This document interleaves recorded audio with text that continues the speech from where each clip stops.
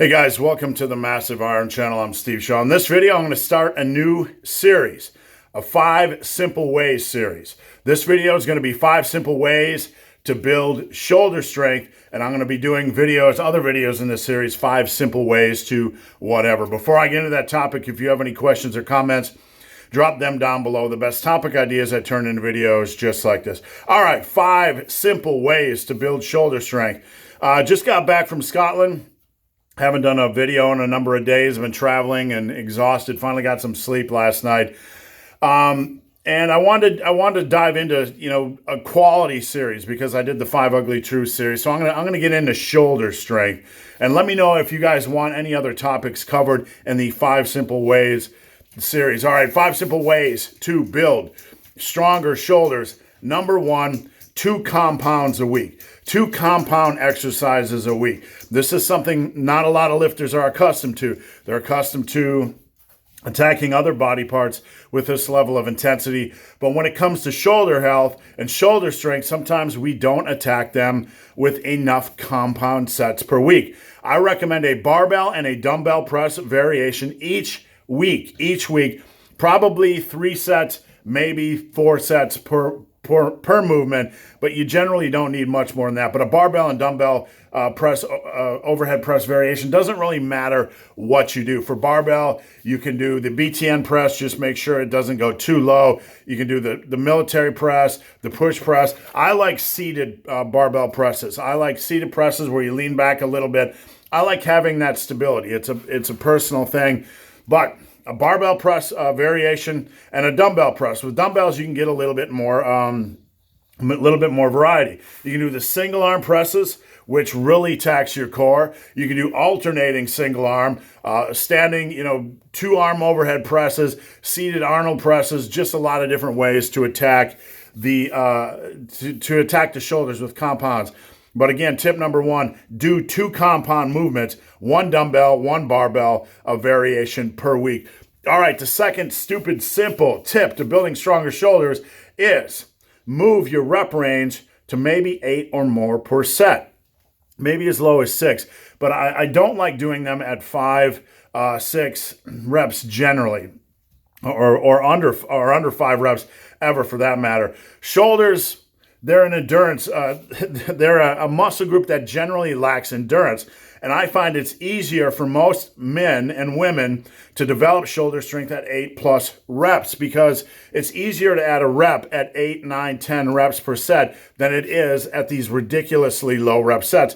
A lot of men, I find, get to about 115 or 135 for reps on overhead press, and then they start to stall. Definitely a good idea to bring your overall volume up. It'll make it easier to progress. You're getting more volume, which is going to help with hypertrophy in your shoulders, and it'll help with long-term strength development. Outside of that, higher rep sets like 8 or 9 or 10 per set are generally, in my opinion, better in the long run for shoulder health. Stop using the low rep sets on shoulders. They generally are harder to progress on. They're generally going to beat your shoulders up. And the shoulders are one area, if you look at experienced lifters, so many experienced lifters have shoulder injuries. So take care of your shoulders. This is just one little thing using slightly higher reps that can possibly contribute to better overall shoulder health in the long run, and it'll help make it easier for you to add a rep per set, make it easier for you to progress, and you're getting a little bit more volume for hypertrophy, which will help in the long run with strength development. All right, third tip, wrists over elbows. It's been a while since I talked about this, but wrists over elbows, should be your starting point for overhead press variations. What do I mean? People ask, all right, where do I start with my overhead press with my grip width? You want to start, and this is not a rule for everybody, but it's a good place to start, and I'll explain why, with wrists over elbows. If you're going to do a BTN press, which I don't recommend bringing the bar below the lower ear, you want to have wrists over your elbows. If you're going to do a front press, like a military press, see right here, wrists are over elbows.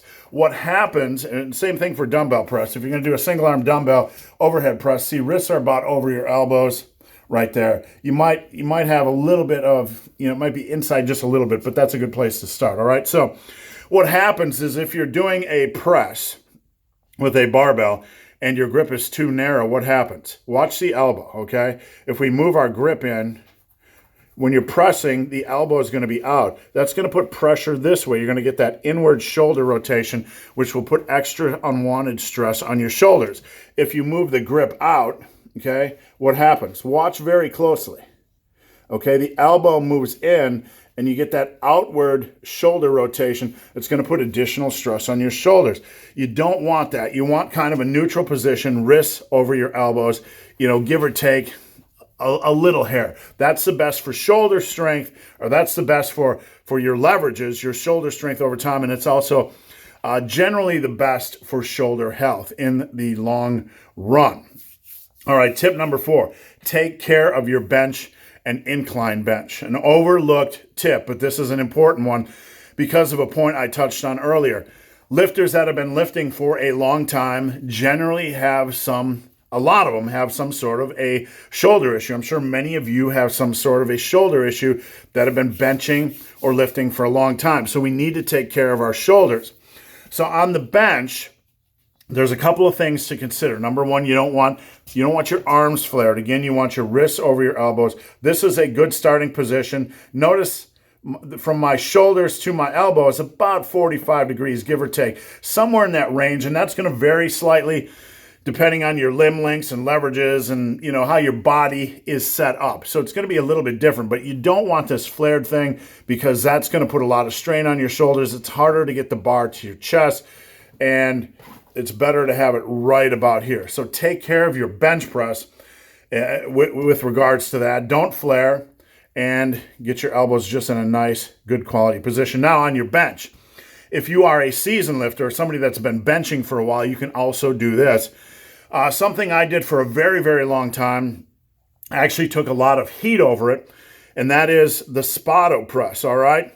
Eric Spoto is a big-time bencher and a lot stronger than I'll ever be. But for a long time, what I found out is that when I'm benching, if I only bring the bench a couple inches off my chest, my shoulders feel better. In general, the further back your elbows go, the more strain you're placing on your shoulders. So for a very long time, I would say for 5 to 7 years, I trained not bringing the bench to my chest. And now look, still had a pretty good powerlifting total, still had a pretty decent, respectable bench. But what I found was that by leaving it 2 to 3 inches off my chest, I was getting less shoulder strain. And if you're not specifically training for powerlifting, pressing to that level might not be a bad idea in the long run. And this comment, that statement will probably fire a few of you up. But it's just something to consider. If you have any kind of existing shoulder injuries, leaving that bench a little bit high off your chest might not be a bad idea. Now with the incline bench, what you want to do is probably leave it 2 to 3 inches off of your chest, because again, you're doing an incline. With an incline, if you bring it all the way to your chest, you're going to get extra shoulder stress placed on your shoulders. So it's a really good idea, in my opinion, to hang your incline bench press several inches, a couple inches off of your chest, just for overall shoulder health. You do this on your benching stuff, right? It's going to help in the long run take care of your shoulders. And again, part of shoulder strength is shoulder health. If you don't have healthy shoulders, you're not going to have strong shoulders. And I can't stress this point enough, and some of you are dismissing it right now. There are so many lifters I know that have been lifting for a long time that can't do a lot of heavy overhead or overhead press volume, for that matter, because of shoulder issues. So take care of your shoulders in every possible way, including how you're attacking, how you're benching, including your bench form and your incline bench form. All right, last simple tip for strong shoulders. Treat shoulders with the same intensity as your chest or your back or your legs. Can't stress this enough. Certain body parts will just get ignored, or they're like the redheaded stepchild. No offense to the redheaded stepchildren that are watching, but certain body parts just get that second tier level of intensity. Think about how you train your favorite body part, chest, tricepticons, bicepticons, whatever it is, that intensity. You need to train all your body parts with that intensity, but specifically your shoulders.